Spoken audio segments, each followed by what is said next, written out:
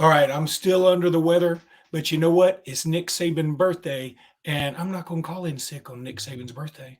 You are Locked On Bama, your daily podcast on the Alabama Crimson Tide. Part of the Locked On Podcast Network, your team every day.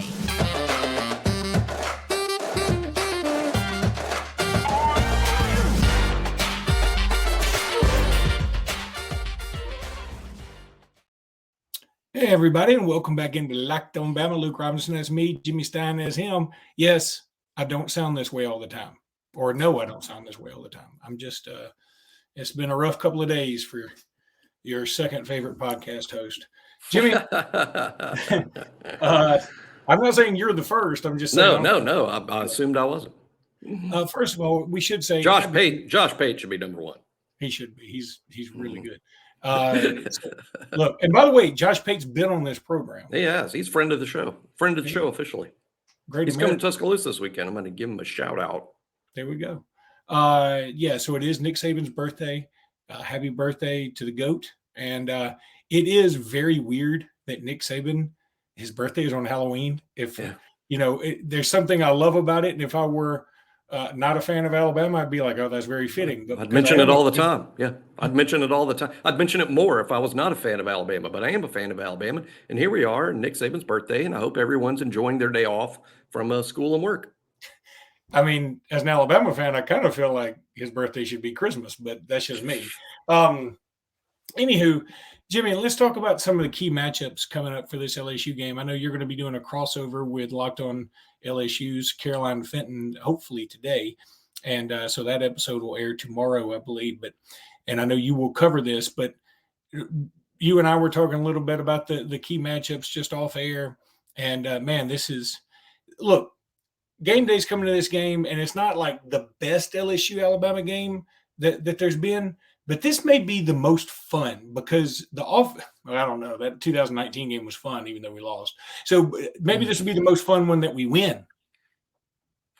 Well, what's interesting is the narrative of strength versus strength, weakness versus weakness, meaning that, look, the best unit on the field is LSU's offense. They're number one in the nation. The second best unit on the field will be Alabama's defense. So that's a really good matchup, Alabama's defense versus LSU's offense. Now, LSU has struggled on defense, and Alabama has struggled on offense. So basically, when they're on the field, I'm going to call that, the struggle units, right? The matchup of the struggle units, and then there's the matchup of the elite units, because I think Alabama is elite defensively. They just take some quarters off here and there.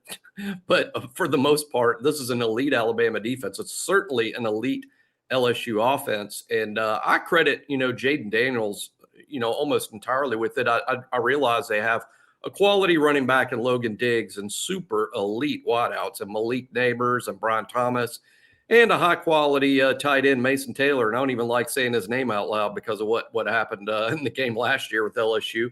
And, of course, their offensive line is quality. I mean, it's quality. It's not dominant. It's not super elite, but it's good. It's good. And, man, what a challenge for Alabama's defense. But I think Alabama's defense will be up to that challenge. I don't mean limiting LSU to 7, 10, 14, even 20 points. But I think they can limit LSU into the low to mid-20s. And I hope Alabama fans realize what a great effort that would be. I mean, if you hold LSU to 24, even 25, 26 points, that's like the defense doing its job, keeping Alabama's offense in the game. Where the defense fails, in my opinion, is somewhere around that 30-point mark. I know they average in the high 40s, but boy, once LSU gets up to 30, I'm going to worry, because not that I think LSU's defense is super great, but my concern is Alabama's offense, even against air, scoring 35 would be an issue at times this year. So, what I'd tell the defense is don't force the offense to score 35. Don't force that to happen. But offense, the challenge for you, score 35. Find a way to score 35, and don't make the defense, pitch some heroic effort, keeping them to 17 or lower, which is just heroic. So that's why I think it's kind of on Alabama's offense, right? I mean, I believe the defense will do that, and I think the question, Luke, is for the offense. Can you score 35 on Saturday? Because I see that as a magic number. I will be crushed, not just disappointed, but crushed if Alabama's defense gives up 35 in this game. Yeah, and certainly I could see it's happening. But I think the most we've been up this year is to Texas at 34, right? Yeah, that's right. That's right. And I think here's a couple things similar. First of all, our offense helped Texas score those points. Some of those points was help from the offense. And secondly, I think we're just a better team. I know this sounds like blasphemy or something worse, but personally, I think if we played Texas this weekend, I would like Alabama's chances. Now, I wouldn't be guaranteeing or promising a win. I just think Alabama's better equipped to win that game in week 9, or I guess this is week 10 technically. I think Alabama's just better equipped to beat Texas in week 10 than they were in week 2 with the quarterback situation. Milroe's just a better player. Well, I assume you mean even with Quinn Ewers. Because yes. The same Texas team that we beat in week 2 with Quinn Ewers, I would like Alabama's chances. I sort of look at this LSU game similarly, Luke, because this is getting in the weeds a little bit. I'm not comparing style of play or anything like that, but in terms of what I've seen from teams all over the country this year, I would say 2 or 3 teams are like really elite to me, and then there's about 6 or 8 teams that are all in a group. And I would include LSU and Texas in that group. To me, they're. I know LSU's got 2 losses. I know, but to me, they're in the same group of who's really good. I would call it really good. LSU, Texas, Oklahoma, Washington, and maybe Alabama. Let's see Saturday. Yeah, and that's another thing I was going to throw out there. You talked about how Alabama helped Texas get some of those points, specifically that really bad interception Milroe threw that set them up inside the 10. I don't remember exactly where, but that's one thing that we can't have happen. And right. I know that's nobody ever has to say in the game plan, we can't have scooping scores or pick sixes against us. I mean, because that sort of goes without saying. But see, when you're as dynamic as LSU on offense, you can't just let their defense get points too. You think about the Missouri game for LSU. LSU essentially won that game on a pick 6. If that pick 6 doesn't happen, I would say Missouri at least has a very good puncher's chance to go down there and score again because their defense has given up a lot. Now, the other thing is people talk about how LSU's defense is sort of a ragtag bunch and certainly not elite. But they've gotten better. And just like you said, Alabama's offense has gotten better. So I feel like both of those units are better than we think.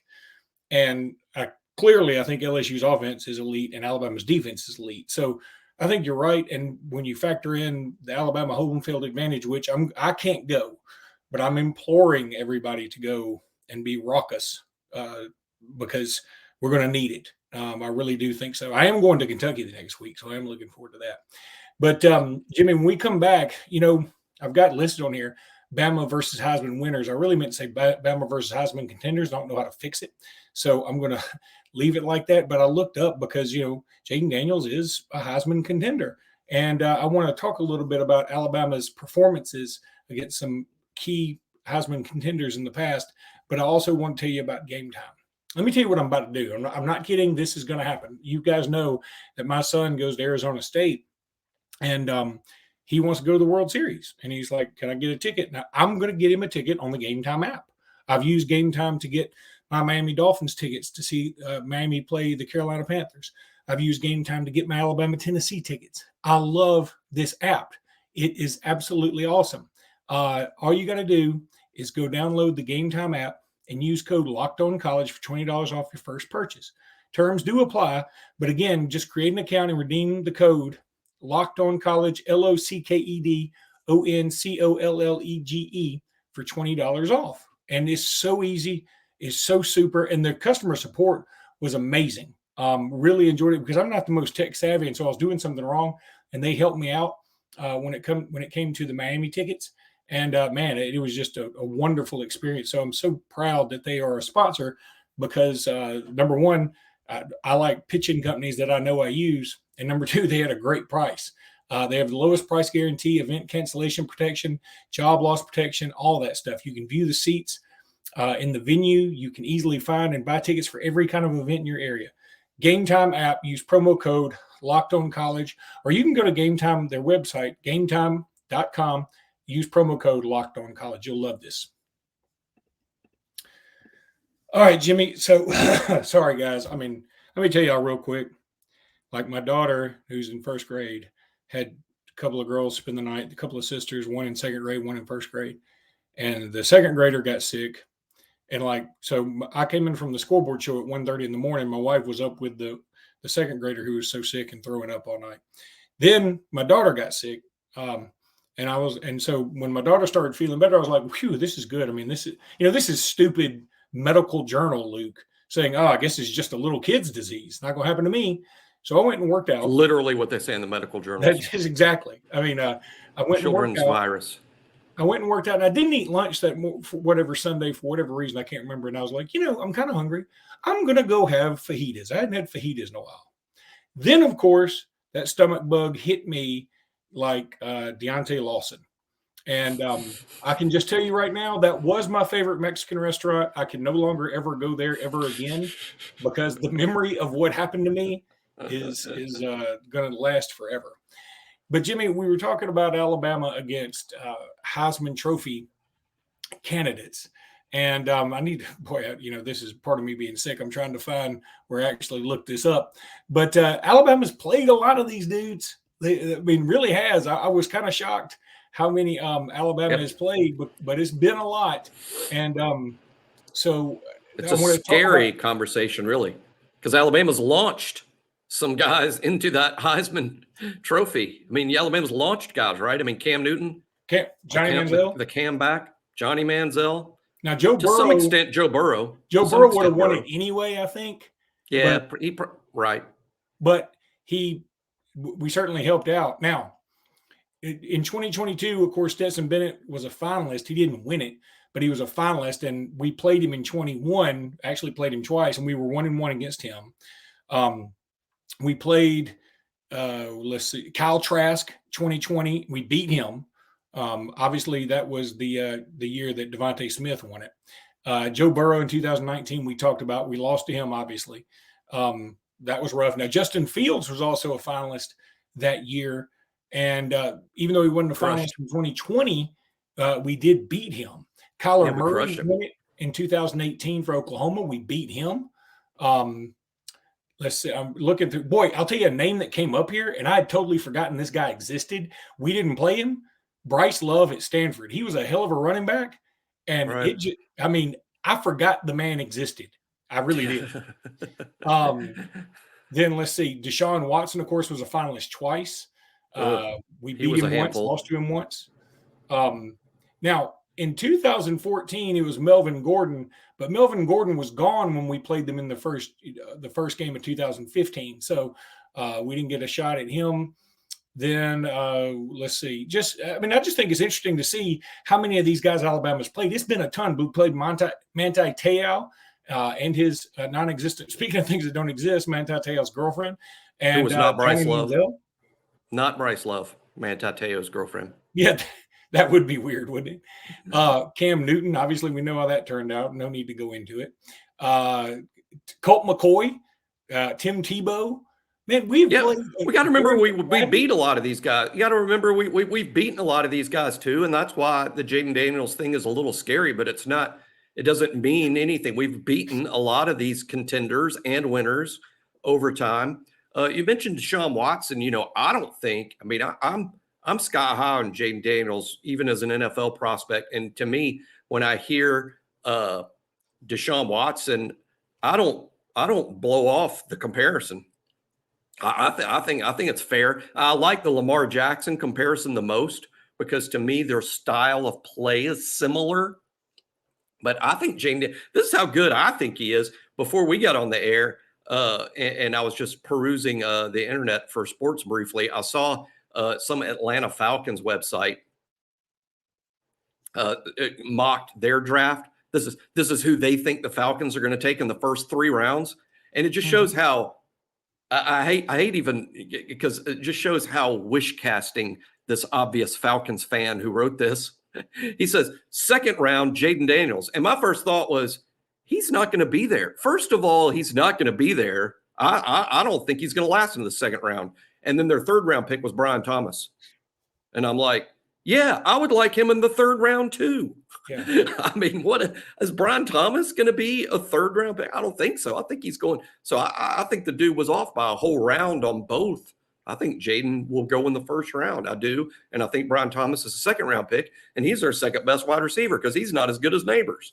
So yeah, Neighbors is I've seen Neighbors projected in the 1st round in every mock I've seen. Yeah, he's awesome. He's awesome.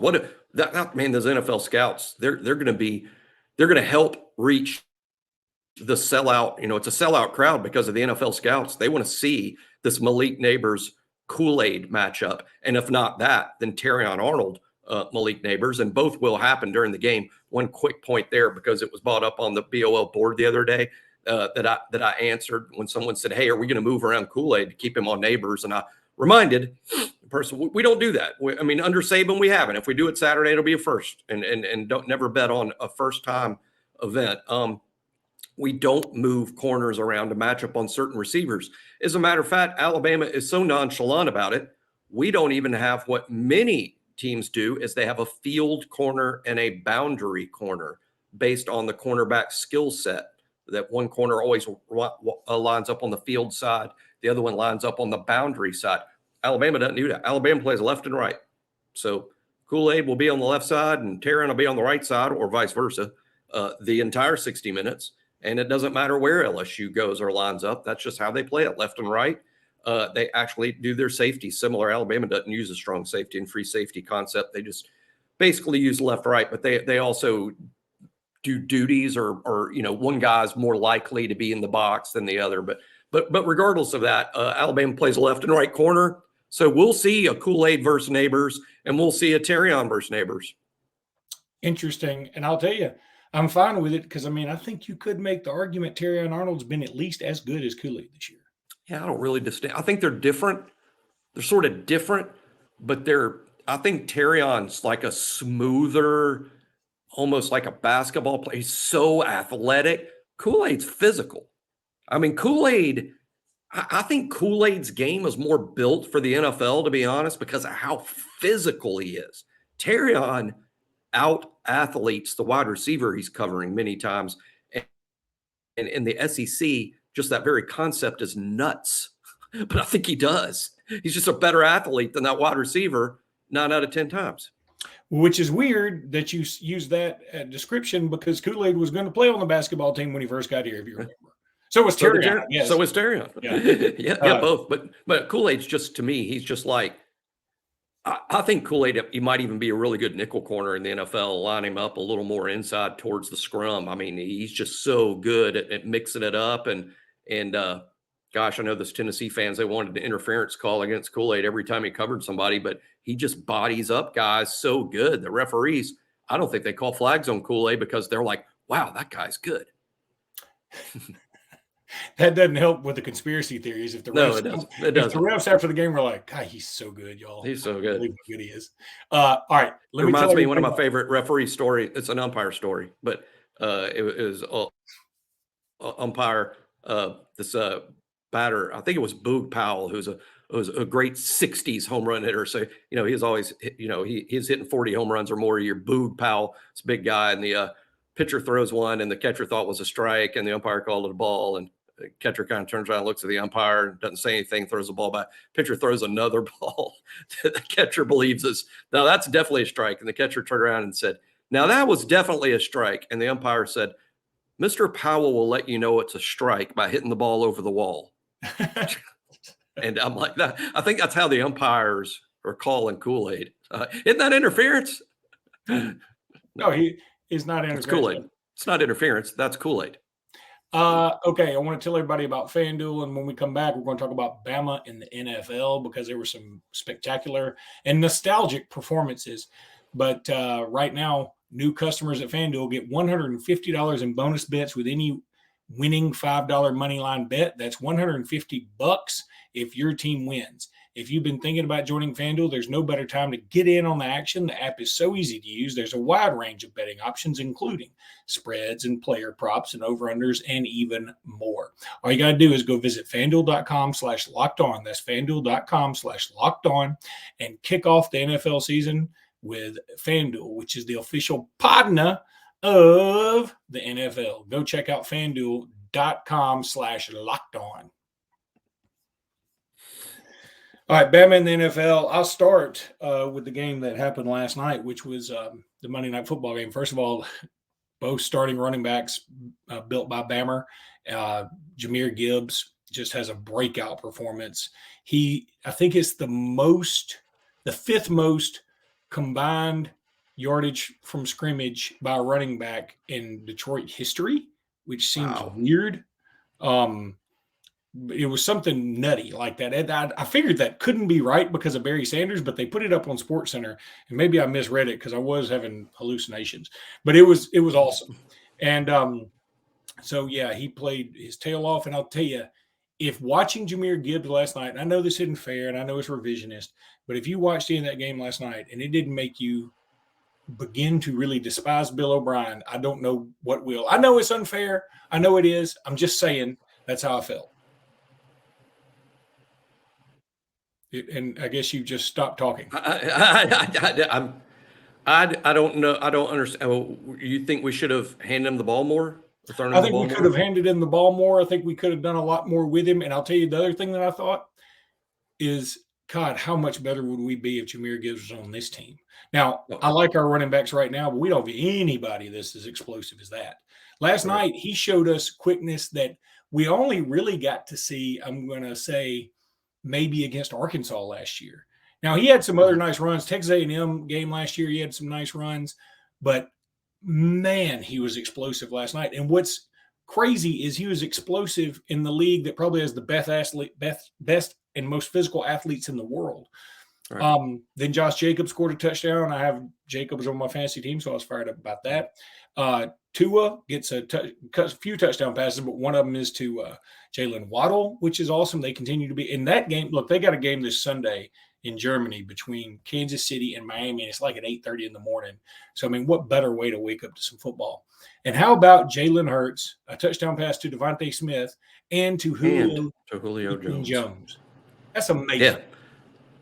I mean, that blows me away because that was definitely my favorite play of the weekend. Alabama related was Jalen Hurts to Julio Jones, just because you're talking about just different ends of the spectrum of the Saban era, right? The recent Jalen Hurts, the ancient Julio Jones, but Julio can still play, right? And man, I would love for the Eagles to win the Super Bowl and get Julio Jones that Super Bowl ring, because he deserves a Super Bowl ring to go along with his gold jacket he's got coming. There's no doubt. And if he were to get a Super Bowl, I mean, I think he retires and it's just like, okay, I'm done now. By the way, I think Jahmyr Gibbs said he's coming to the Alabama LSU game this weekend. I think Jahmyr Gibbs did? Mm-hmm.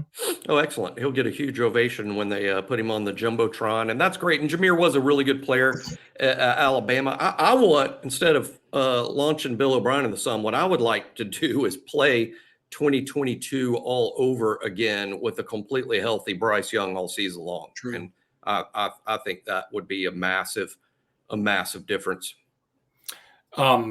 I would, another thought I had was, can you imagine if Julio Jones had played at Alabama under Steve Sarkisian as the offensive coordinator? I mean, that would be nice. Look, Devontae Smith, unbelievable. But I think Julio would have won the Heisman too, because we would have gotten him the ball a lot more. You know, I think if Alabama last year had this is just my opinion, and I don't care that I'm the only person in the universe that feels this way, but I do. Bryce did not practice the week of the LSU game. He played his worst game of his career at Alabama in the LSU game, completed less than 50% of his passes for the first time, or an only time in his career at Alabama, through the interception on the very first drive, which I think was shoulder related, because he could have run that ball in and he didn't want to run because he didn't want to take a hit on the shoulder. And instead he last second flipped a ball into the end zone that got picked off. And I think that ultimately decided the game. I think, had Alabama finished with only the one loss. And keep in mind, both losses were by one play, not 1 point. One play decided Tennessee and decided LSU. If Alabama wins one game or the other, they make the playoff and win the national championship. But they would have to beat Georgia in the SEC title game. Yes, correct. And I think we could have too with a healthy Bryce. With a healthy Bryce. Yeah. And Bryce I think Bryce was getting healthy at the very end. I mean, I think we were seeing a pretty healthy Bryce. Obviously, there was a healthy Bryce for Kansas State. That was as good as he looked. That was the all-time Bryce to me at Alabama. It was a few throws he made in the Kansas State game. But no, I believe that with a healthy shoulder, Alabama was the best team last year. I know that sounds like the biggest homer thing to say in the world, but I actually believe that. I'll take a lie detector test. Yeah, it's not a lie if you believe it. I believe it. But speaking of Bryce, he gets his first NFL win over, ironically, Will Anderson and DeMeco Ryans and the Houston Texans. Will Anderson got a sack on Bryce Young. So that's pretty cool to see. I mean, it's just so much more fun to watch the NFL when we got Bammers running amok. I mean, there's 70 of them running around out there, something like 70. It's amazing. But okay. So, guys, we will be back tomorrow with another episode of Locked on Bama. Surely to God, I will be over this by then. Right now, I'm going to go pass out. And until next time, roll tide, everybody. Roll tide.